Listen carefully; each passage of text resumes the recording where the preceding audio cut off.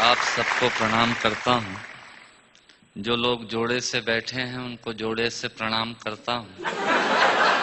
जो विवाहित किसी कारण से अकेले बैठे हैं उनसे निवेदन करता हूँ कि घर जाकर मेरी तरफ से चरण स्पर्श पहुँचाएं। जो कुंवारे बैठे हैं उनको इलू इलू करता हूँ। उन लोगों को विशेष प्रणाम करता हूँ जो सहारा श्री अमर सिंह जी, मुलायम सिंह जी के प्रोटोकॉल में यहाँ जबरदस्ती फंसे हुए हैं, जिनका कविता से कोई लेना देना नहीं है। मैं उनको प्रणाम करता हूँ।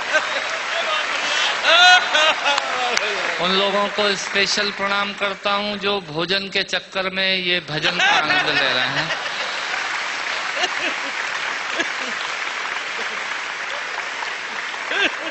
हंसना सिर्फ आदमी के नसीब में है। आपने कभी किसी गधे को हंसते हुए नहीं देखा होगा।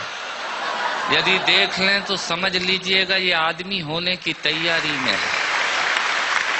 और किसी आदमी को गुमसुम उदास बैठा देख लें तो समझ लीजिएगा कि ये वो होने की तैयारी में है। आनंद से बैठिएगा। मैं आपको ज्ञान की एक भी पंक्ति नहीं सुनाऊंगा। भगवान महाकाल की कसम खाकर कहता हूं, इस देश में अमिताभ जी आजकल ज्ञान की स्थिति बड़ी खराब चल रही है। सवेरे 18 चैनल खोलो तो 19 बाबा प्रवचन देते हुए मिल रहे हैं और उसी समय हम ब्रश करके थूक रहे हैं। भारतीयों का कुछ हिसाब किताब समझ में नहीं आता। भारतीय आदमी अपने तरीके से जिंदगी जीता है। सहारा श्री बैठे हैं, मैं आपको बताना चाहता हूं भारतीय आदमी होता क्या है।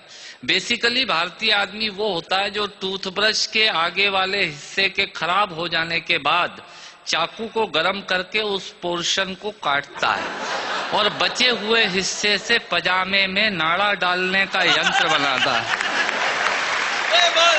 ये होता है भारतीय आदमी। इधर से तालियां कम बज रही हैं, इधर का मामला ठीक है। मुझे याद है भारतीय आदमी हीथ्रो एयरपोर्ट पे, लंदन में हीथ्रो पे एयरपोर्ट पे मशीनें लगी हुई हैं पॉलिश करने की जूतों पे। एक पैर डालो पॉलिश हो जाती है, दूसरा पैर डालो पॉलिश होने के बाद वो पैर पकड़ लेती है। फिर उसमें 50 सेंट्स डालिए तो वो पैर छोड़ती है। भारतीय पहुंचा एक, उसने एक पैर एक मशीन में पॉलिश हो गई, दूसरा पैर दूसरी मशीन में फंसा दिया। मुलायम सिंह जी, मरण तो उस आदमी का हुआ जो अंग्रेज आया।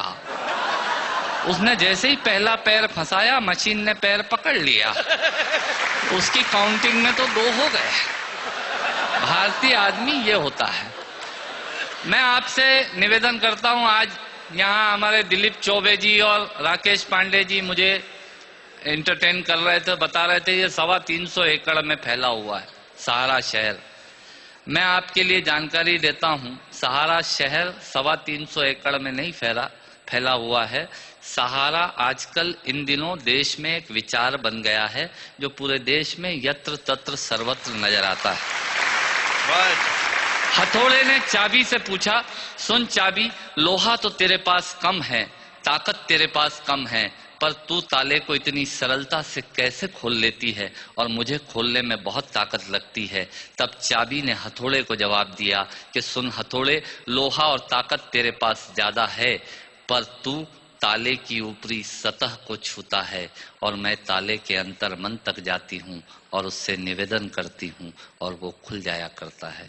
स्वर्गीय हरिवंश राय बच्चन जी ने लोगों के दिलों में उतरने का प्रयास किया, इसलिए वो 100 वर्ष बाद भी आज भी हमारे अंतस में हैं।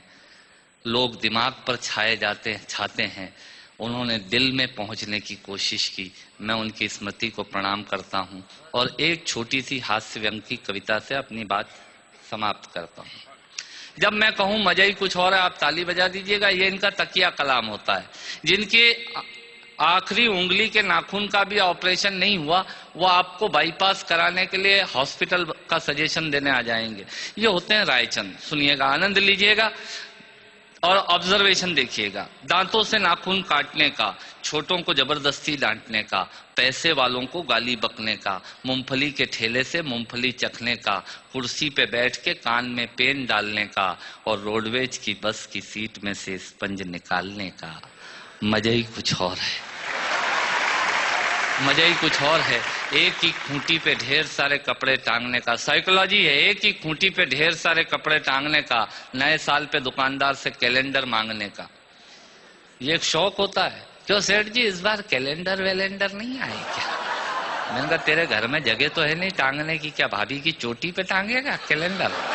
पर आदमी मांगता जरूर है फोकट की डायरी और कैलेंडर मांगने का। एक ही खूंटी पे ढेर सारे कपड़े टांगने का, नए साल पे दुकानदार से कैलेंडर मांगने का, चलती रेल में चढ़ने का, दूसरों की चिट्ठियां पढ़ने का, मांगे हुए स्कूटर को तेज भगाने का, और खुद को नींद नहीं आने पे पत्नी को जबरदस्ती जगाने का।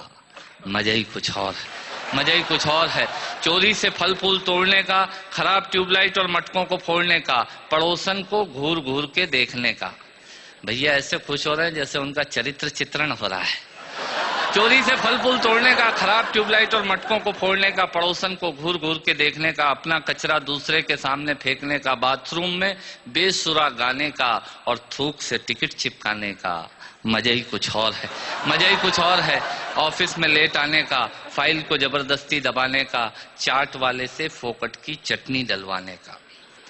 भैया थोड़ी चटनी देना। ऑफिस में लेट आने का, फाइल को जबरदस्ती दबाने का, चाट वाले से फोकट की चटनी डलवाने का, बारात में प्रेस किए हुए कपड़ों पे फिर से प्रेस करवाने का, ससुराल में साले से पान मंगाने का और साली की पीठ पे धोल जमाने का। मजा ही कुछ और है, मजा ही कुछ और है। ब्याज के माल से मलाई खाने का, थर्ड क्लास ससुराल को फर्स्ट क्लास बताने का। ससुराल किसी की बुरी नहीं होती, और साला तो विवेकानंद जी से कम बुद्धिमान किसी का होता ही नहीं है। और ब्याज के माल से मलाई खाने का, थर्ड क्लास ससुराल को फर्स्ट क्लास बताने का, पंगत में बैठ के एक ही सब्जी के लिए दो दोने लगाने का, आरती में सबसे ज्यादा फटा हुआ नोट चढ़ाने का, दूसरे के टेलीफोन से चिपकने का, गुटके और पान इधर उधर पिचकने का, कमजोर से बेमतलब लड़ने का और पत्नी को रोज रोज परेशान करने का। मजा ही कुछ और है।